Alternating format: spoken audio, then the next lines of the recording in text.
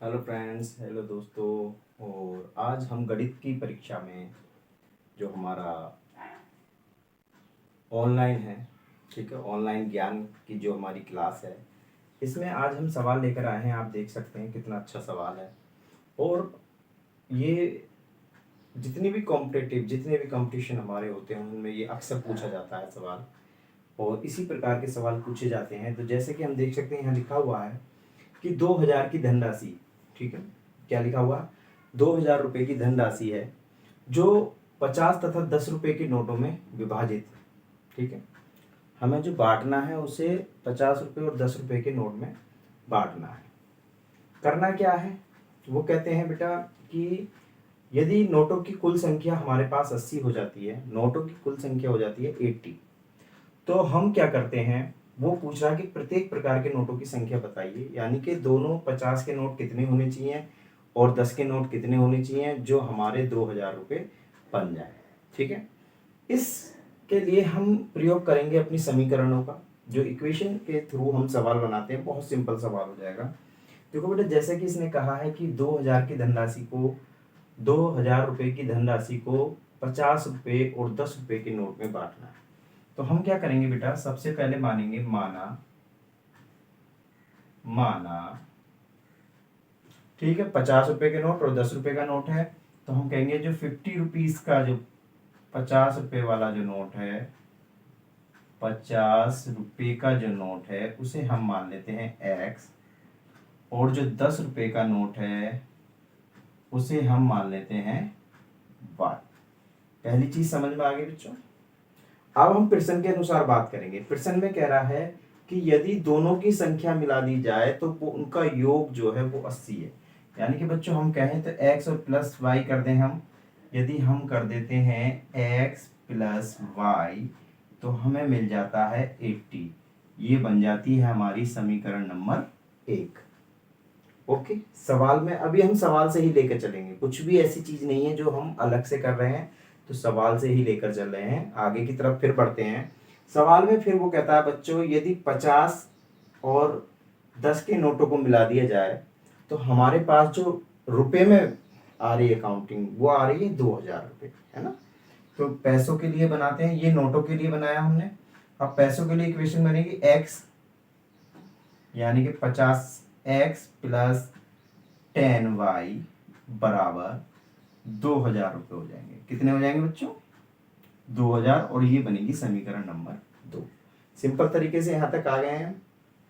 आगे की तरफ बढ़ते हैं। सवाल में आगे बात करता है कि आप बताइए कि 50 के और 10 के कितने नोट लें, यानी कि 80 तो योग होना ही चाहिए उनका, लेकिन 50 के और 10 के कितने नोट लें जो उनकी संख्या 2000 हो जाए। समझ में आया। तो आगे चलते हैं, सवाल करते हैं समीकरण नंबर 1 से। समीकरण 1 से हम क्या करेंगे बेटा, y का मान निकाल लेंगे। 1 से y का मान निकालेंगे, ठीक है। कोई समस्या नहीं आ रही होगी, जो भी समस्या हो आप कमेंट बॉक्स में डाल सकते हैं। वीडियो को ज़्यादा से ज़्यादा शेयर करें।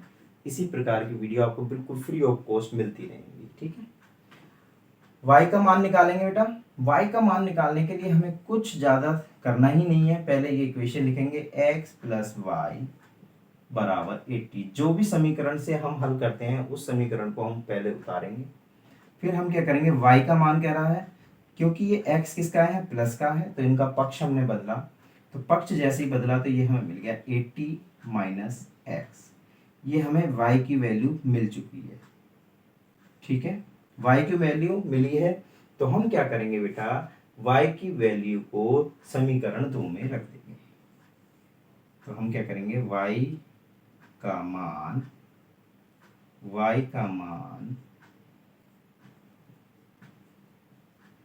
समीकरण 2 में रखने पर, ओके, समीकरण 2 में रख देंगे y का मान। तो हम जैसे ही मान रखेंगे y का, तो हमने क्या करा, समीकरण उतारेंगे जैसे मैंने आपको बताया। पहले लिखेंगे समीकरण 50x plus 10y equal to 2000 रुपये, ठीक है। वैल्यू किसकी रख रहे हैं बेटा, y की, तो हमने y की वैल्यू रखी 50x प्लस 10 ब्रैकेट में y की वैल्यू रख दो 80 माइनस x इक्वल टू 2000 रुपये। ओके, सॉल्व करते चल रहे हैं, नॉर्मल तरीके से बताते चल रहे हैं। 50x को ऐसे ही लिखेंगे बेटा, 50x प्लस 10 की इसमें मल्टीप्लाई की, ये हो गए 800 माइनस 10 की फिर x से करी तो ये हो गया 10x इक्वल टू 2000 रुपये। ठीक, आगे की तरफ चले तो x की वैल्यू और x की वैल्यू कितने बचे हैं, 40x, और ये 800 प्लस के हैं, इधर जाके हो जाएंगे माइनस के, हो गए 40x, ये हो गए हमारे 1200 रुपये, यहाँ से घटाया बेटा, ठीक है, 800 रुपये को घटाया तो x की वैल्यू निकल कर आई हमारे सामने 1200 बटे 40। ये 40 किस में थे, जहाँ दो हमारे पदों में अगर कोई भी निशान नहीं है, देखें, ठीक है, चर और अचर पदों में अगर कोई भी निशान नहीं है तो वहाँ गुणा का निशान माना जाता है। तो ये इधर जाकर किस में बदल गया, भाग में बदल गया। तो सिंपल सा 0 से 0 खत्म, 4 तिया 12 और इस तरीके से हमें मिला 30। तो x की वैल्यू बेटा हमें मिल गई 30। तो x की वैल्यू हमें कितनी मिल गई, x बराबर 30। सिंपल सी, यानी कि हमारे पास कौन से रुपए निकल आए, 50 रुपए निकल आए हैं। x की वैल्यू हमें आ गई है। तो नोट कितने थे, 80, तो हमारे कितने बचे, 50 में से 50 के नोट कितने हुए, 30, तो 10 के नोट कितने होंगे वो हम निकालेंगे। तो हम x की वैल्यू को पुट करेंगे समीकरण 1 में।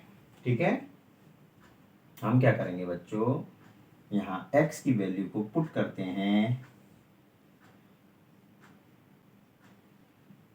x का मान रखते हैं। ओके, x का मान हम यहाँ रखेंगे, सिंपल तरीका है हमारा।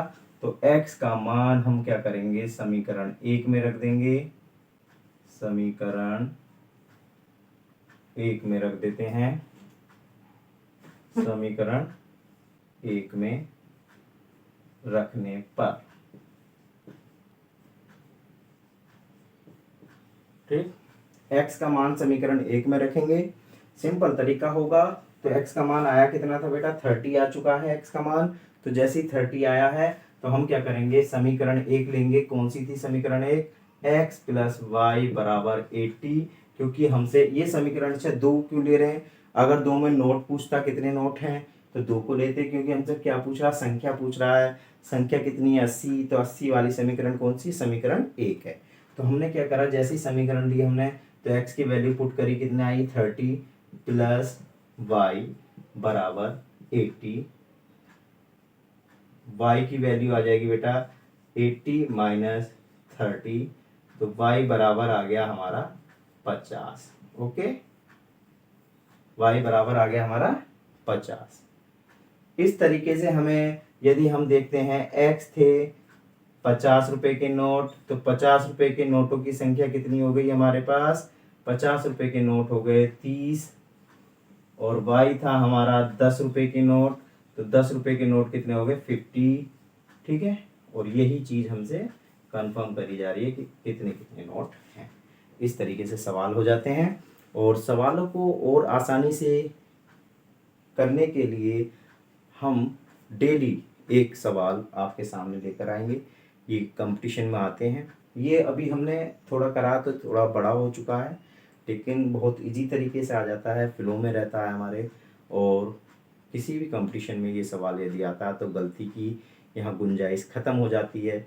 तो हम इस पैटर्न से यहाँ कर लेते हैं। ओके, अगर बड़ी छोटी क्लासों में यदि हम बात करें, 9th में 10th में, इस सवाल में अब उत्तर की जांच आती है, तो हम उत्तर की जांच कर सकते हैं समीकरण 1 में रखकर। तो यदि हम देखो, आप ओरली में बता रहा हूँ, आपको करना है रिटर्न में, तो ये आपका SW हो जाता है। फिर भी मैं बता देता हूँ, देखो x की वैल्यू करेंगे हम 30, y की वैल्यू करेंगे 10, वो कितना आया है, y का वैल्यू आई है 50। यदि दोनों को ऐड करेंगे तो आएगा 80, 80 इक्वल टू 80, यानी कि हमारा दायां पक्ष और बायां पक्ष बराबर है।